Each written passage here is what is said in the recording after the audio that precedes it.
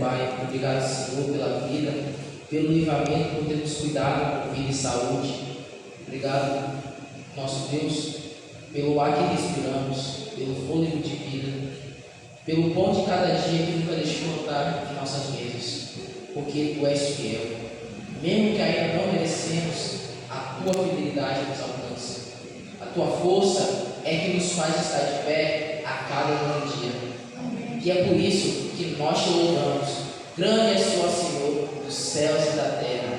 Não há Deus como Tu. Louvado seja Teu santo nome, para sempre. Amém.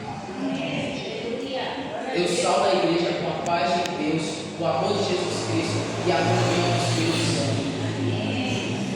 Nossa quarta hoje foi composta pela quarta dos adolescentes.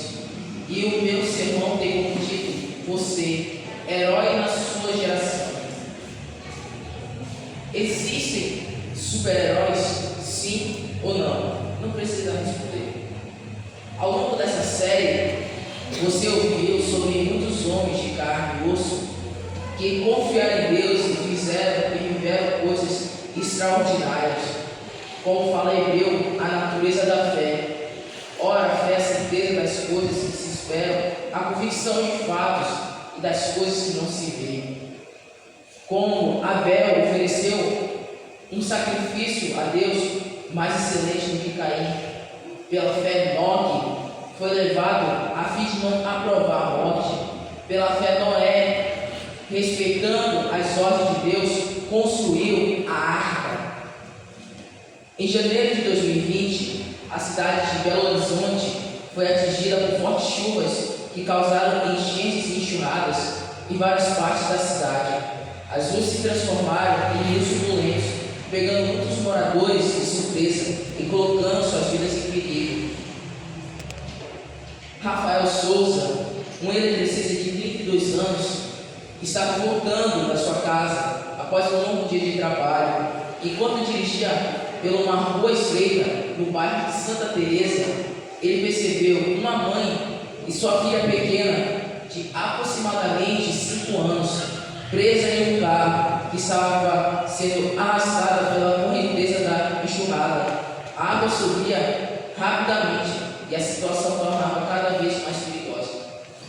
Sem hesitar, Rafael estacionou seu carro em um local seguro e correu em direção ao carro submerso. A mãe, desesperada, tentava abrir a porta do carro, mas a força da água tornava impossível qualquer movimento. A menina chorava em pânico. Rafael, sem pensar 2 vezes, entrou na água gelada e turbulenta. Com muita dificuldade, usando toda a sua força, e conseguiu abrir a porta do carro. Primeiro, ele tirou a criança que tinha aproximadamente 5 anos. Mesmo nas dificuldades, ele conseguiu tirar a criança. E depois ele voltou para buscar a mãe que estava dentro do carro. E pela graça de Deus, não aconteceu nada, mas elas foram levadas ao hospital próximo para tratamento de hipotermia e pequenos ferimentos. A coragem desse homem podia se nos mostrar hoje em nossa sociedade. Por que não fazemos isso? Ele, não sabemos a religião dele, ele não pensou 2 vezes em será que eu salvo, será que eu não salvo? Não. Ele foi lá e acreditou que podia fazer. Ele foi lá e salvou a vida de 2 pessoas que estavam correndo risco. E pela graça de Deus, nada aconteceu. Convido a igreja para abrir juntos a Bíblia no livro de Hebreus, capítulo 12, versículo 1. Esse texto vem falando sobre Jesus, o autor e consumador da fé, de acordo com o texto que vem abordando esse assunto.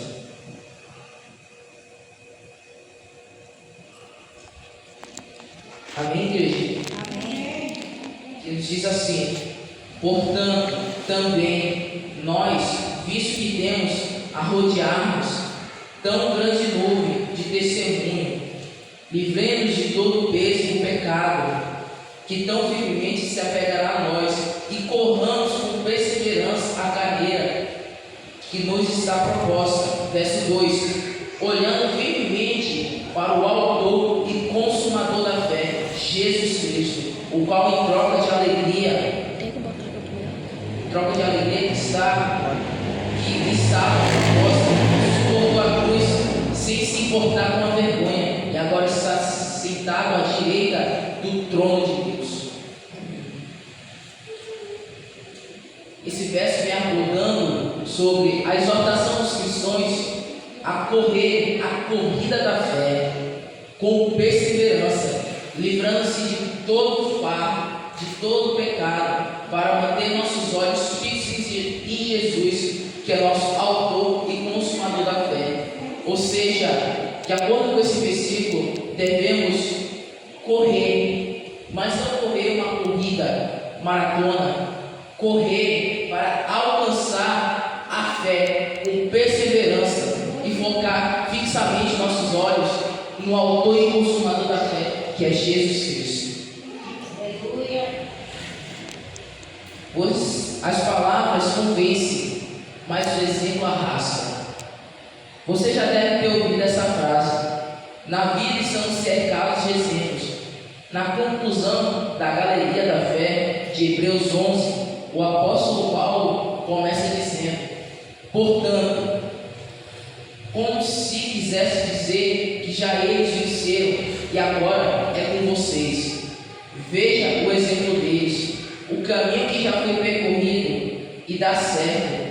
Temos uma multidão de heróis da fé, portanto, seja o herói, seja você também. Quantos heróis obtiveram um bom testemunho?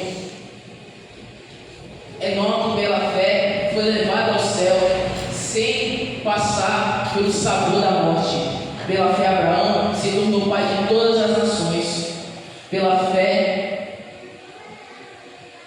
Abel teve um sacrifício melhor do que seu irmão Caim.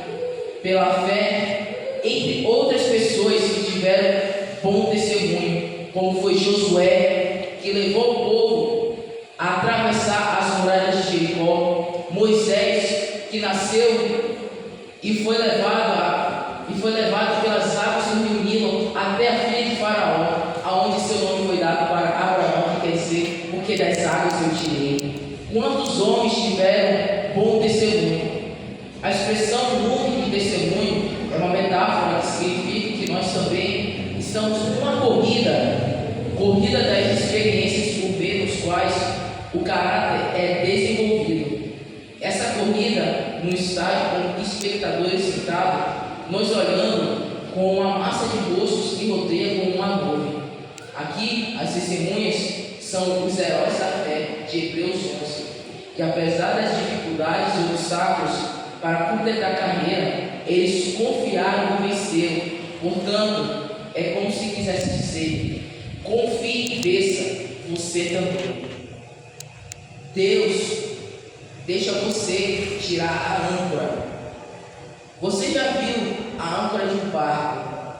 Ela serve para fixar uma embarcação no fundo do mar, no lago, no rio, para evitar que ela se desloque devido às correntes, ventos e ondas. A âncora é geralmente feita de metal e possui uma forma específica que permite que ela se enterre no fundo e ofereça resistência ao movimento da embarcação. Pois é, Paulo fala que o pecado e as coisas desse mundo podem funcionar como uma espécie de âncora.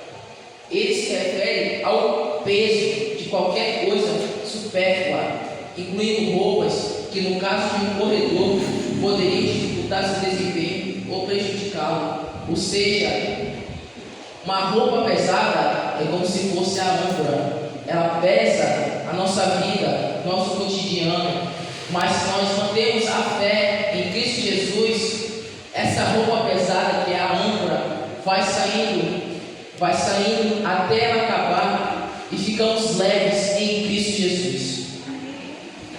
Em Romanos capítulo 7, versículo 24, convido a igreja a abrir. Em Romanos capítulo 7, versículo 24, Paulo chega a comparar o pecado com uma sentença de morte.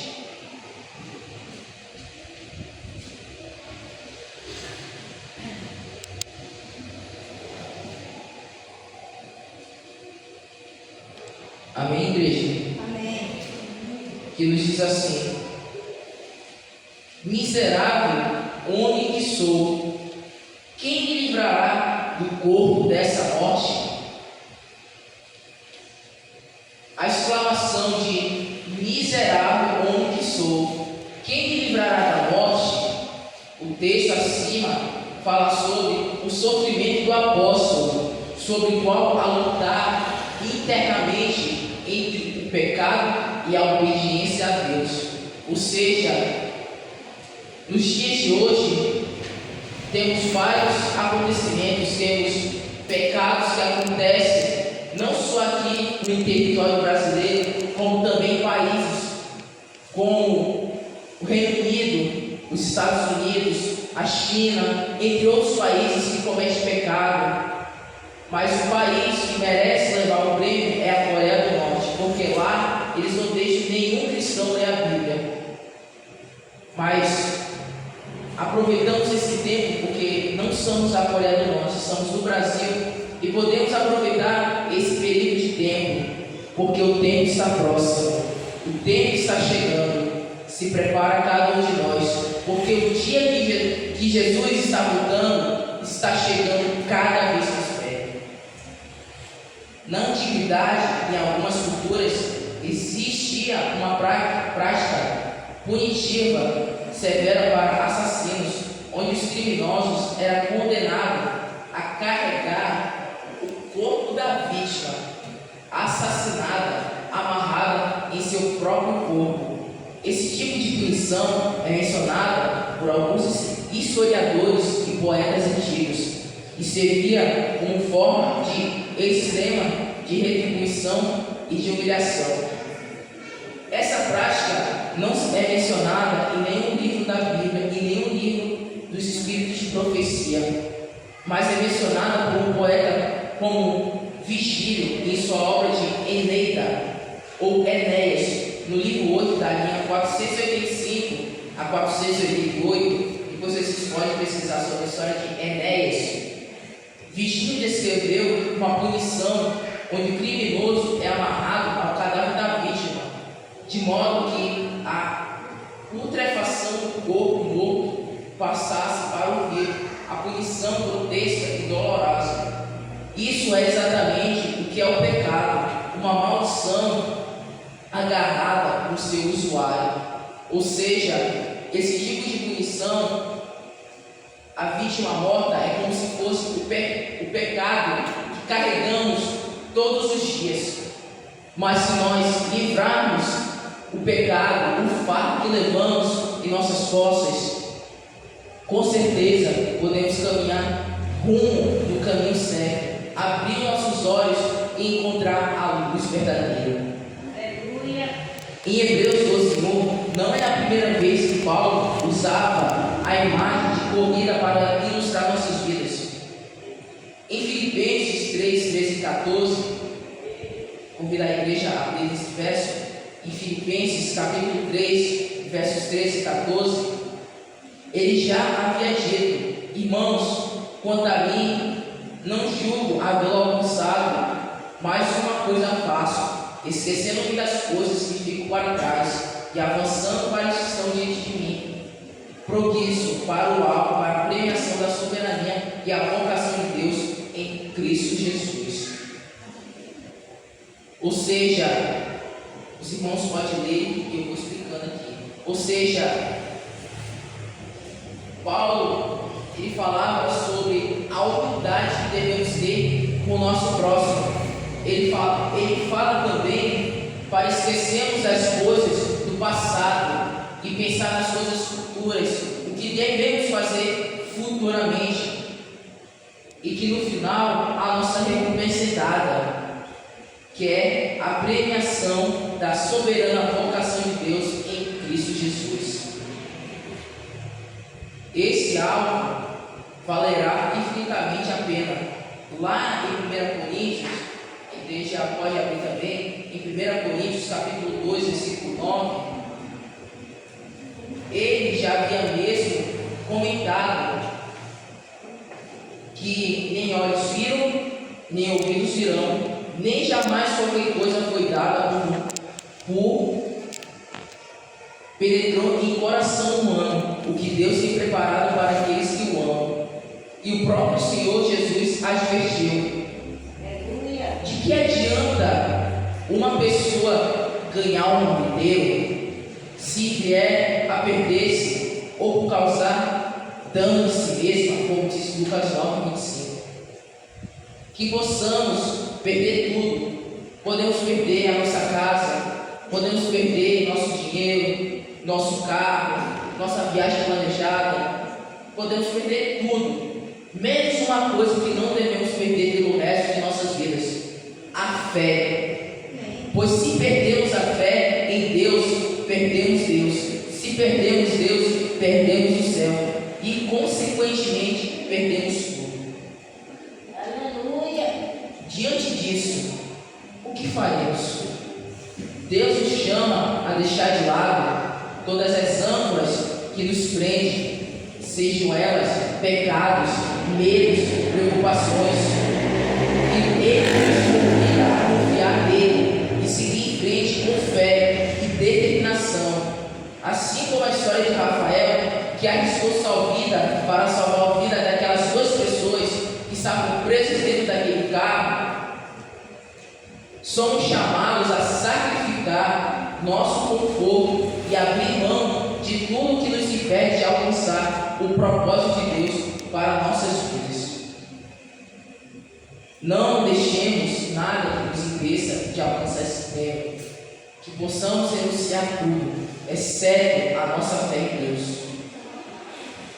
Convido a Maísa para louvar nosso Deus e que durante o hino você possa meditar na letra da canção. Amém. Amém.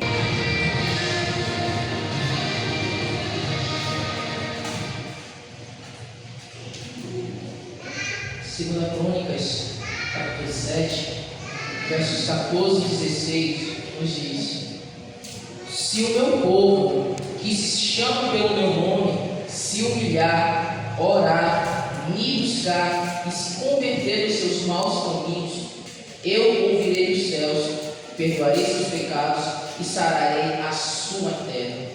Os meus olhos estarão abertos, os meus ouvidos estarão atentos à oração que se fizer neste lugar, porque eu escolhi e santifiquei esse templo, para que nele esteja o meu nome para sempre. Os meus olhos, o meu coração estarão ali todos os dias. Amém. Amém. Você tem o desejo de conhecer Deus quando subimos juntos para a Canaã celestial? Amém. Vamos orar. Obrigado, meu Deus, por mais um dia de serviço. Obrigado por cada irmão, cada irmã que está aqui presente na sua Santa Casa de Oração. Que o Senhor possa abençoá-los, abençoar desde o mais moço até o mais velho. Que o Senhor possa derramar a porção dobrada do seu Santo Espírito, assim como o Senhor fez com Eliseu. Que o Senhor possa nos ungir nossa cabeça com óleo, assim como foi os reis de Israel. Que o Senhor possa transbordar o seu cálice sobre a vida de cada um de nós. Que o Senhor possa nos moldar, nos transformar o nosso coração de pedra em um coração de carne. Não nos deixes cair em tentação, mas livra-nos do mal, porque é o teu reino, o poder e a glória para todos sempre. Amém. Amém. Que a graça de Deus, o amor de Jesus Cristo e a comunhão do Espírito Santo esteja com cada um de nós.